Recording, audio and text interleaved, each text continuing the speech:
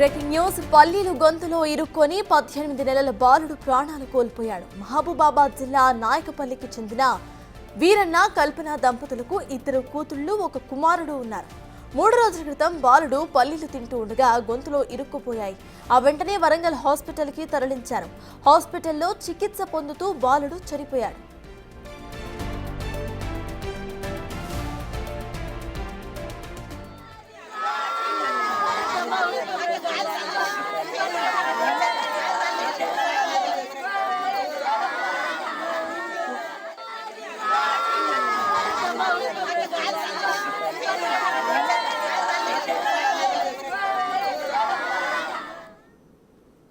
పళ్ళి తింటే గొంతులో అడ్డుపడి ఏడాదిన్నర చిన్నారి చనిపోవడం ఏంటి? చాలా మంది ఆశ్చర్యపోవచ్చు. కానీ పిల్లల విషయంలో చాలా జాగ్రత్తలు అవసరం అంటున్నారు వైద్య నిపుణులు. వాళ్లకు ఎలాంటి ఆహారం ఇవ్వాలి, ఏ వయసులో ఎలాంటి జాగ్రత్తలు తీసుకోవాలి? మహబూబాబాద్ నుంచి ప్రముఖ పీడియాట్రిషియన్ డాక్టర్ జగదీష్తో మా ప్రతినిధి యశ్వంత్ ఫేస్ టు ఫేస్.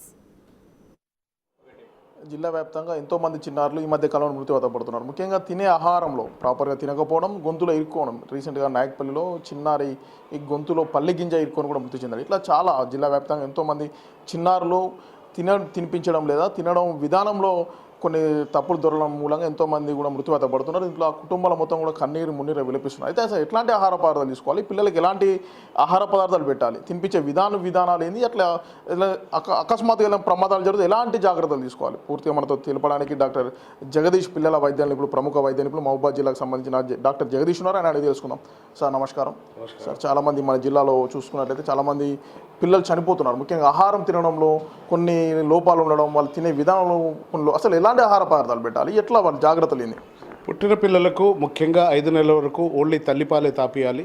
5 నెలల నుంచి 12 నెలల వరకు అంటే సంవత్సరంలో దాకా సెమీ సాలిడ్ ఫుడ్ అంటే సెర్లాక్ కానీ ఇంట్లో చేసే ఉగ్గు కానీ పూర్తిగా నీళ్లతో కలిపి సెమీ సాలిడ్ ఫుడ్ పెట్టాలి. సంవత్సరం దాటిన తర్వాత సాలిడ్ ఫుడ్స్ అలవాటు చేయాలి. ఈ సాలిడ్ ఫుడ్లో ఎప్పుడైనా గింజల టైపు ఎలాంటివి పెట్టకూడదు. పూర్తిగా మ్యాష్ చేసి ఆ ఆహారాన్ని పూర్తిగా కలిపిన పిదప, పూర్తిగా వండిన పిదప వాళ్ళ పిల్లలకు తినిపించడం ముఖ్యం. ఈ గింజల టైపు పల్లీలు కానీ లేక అరిసెలు కానీ ఏదైనా గట్టి పదార్థాలు తినిపించినప్పుడు ఏమవుతుందంటే పిల్లలు సరిగా నమలకపోవడం వల్ల అవి గొంతులో ఇరుక్కుపోయి అంటే ట్రెకియాలో ఇరుక్కుపోయింది. ట్రెకియా అంటే ఏ పైప్ అయితే ఆక్సిజన్ను తీసుకెళ్తుందో, ఊపిరితిత్తులకు గాలి తీసుకెళ్తుందో దాంట్లో ఇరుక్కుపోవడం వల్ల శ్వాస సరిగా ఆడక పిల్లలు అపస్మారక స్థితిలో పోవడం జరుగుతుంది. సో పిల్లల్ని గట్టి పదార్థాలు, పళ్ళు పూర్తిగా తయారు కావు, నమిలే పళ్ళు, ఆహారాన్ని నమిలే పళ్ళు పిల్లలకు ఉండవు. కాబట్టి వాళ్లకు ఓన్లీ కట్ చేసే ముందు పళ్ళే వస్తాయి. సంవత్సరం, 2 సంవత్సరాలు, 3 సంవత్సరాలు పిల్లలకు పూర్తి స్థాయిలో దంతాలు తయారు కావు. కాబట్టి ఈ ఆహారాల్ని పూర్తిగా నమిలే వరకు మనమే పూర్తిగా మ్యాష్ చేసి తినిపించడం మంచిది. ఘన పదార్థాలు ఏ మంత్స్ని స్టార్ట్ చేయాలి? ముఖ్యంగా ఈ మంత్స్ లోప ఇయర్ స్టార్ట్ అయినా పెట్టాలి, ఎలాంటి పదార్థాలు పెట్టాలి? ఘన పదార్థాలు సాలిడ్ ఫుడ్స్ అంటారు. ఈ ఘన పదార్థాలు సంవత్సరం దాటిన తర్వాత తినిపించవచ్చు. వాటిని సపోజ్ మనం వండేటప్పుడు 1 గ్లాస్ బియ్యానికి 2 గ్లాసులు నీళ్ళు పోస్తాం. పిల్లలకైతే 3 గ్లాసులు పోసి మెత్తగా ఉడికించిన పిదప, మెత్తగా కలిపిన పిదప పిల్లలకు తినిపించడం మంచిది. ముఖ్యంగా తల్లిదండ్రులు, మా బాబులు, పిల్లలు చాలా యాక్టివ్గా ఉండాలని రకరకాల ఆహార పదార్థాలు పెడతారు. కానీ ఎలాంటి ఆహార పదార్థాలు పెట్టాలి?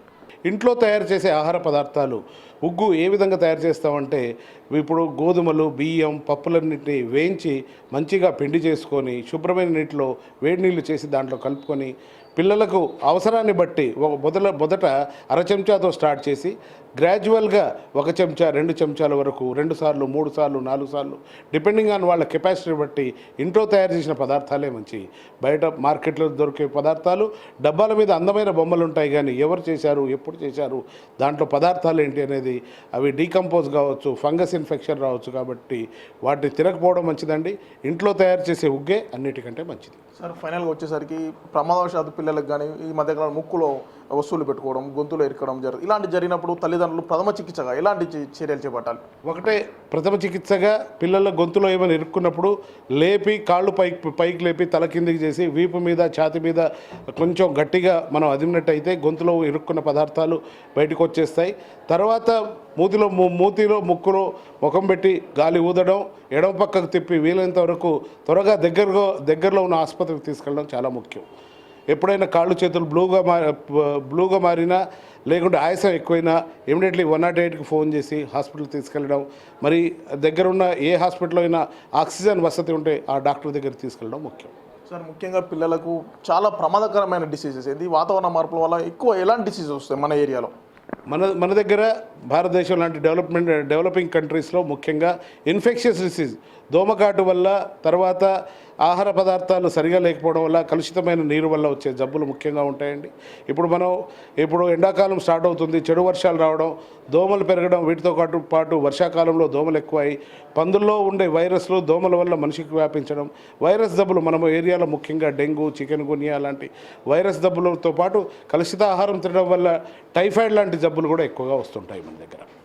మొత్తానికి ఏదైతే పిల్లల మీద ఉన్న ప్రేమను ఆహార పదార్థం మీద చూపెట్టబట్టు వాళ్ళకి కంపల్సరీగా దానికి సంబంధించి ఏదైతే ద్రవ పదార్థాలు ఎక్కువ ప్రియారిటీ ఇవ్వాలి. దీంతో పాటు వాతావరణ పరిస్థితులు అనుగుణంగా కూడా ఎక్కువ డిసీజ్ వస్తూ ఉంటాయి కాబట్టి వాటి మీద తక్షణమే డాక్టర్లను సంప్రదించాలి తప్ప సొంత వైద్యం మాత్రం చేసుకోవద్దని కూడా జగదీష్ చెప్తున్నారు. మొత్తానికి పిల్లలకు మాత్రం తల్లిదండ్రులు పూర్తి స్థాయి పర్యవేక్షించాలి, 5 సంవత్సరాల వరకు కూడా పూర్తి బాధ్యత తీసుకోవాలని కూడా డాక్టర్ చెప్తున్న పరిస్థితి కనబడుతుంది. వీడియో జర్నలిస్ట్ వీరేందర్తో యశ్వంత్, బిగ్ టీవీ, మహబూబాబాద్ నుండి.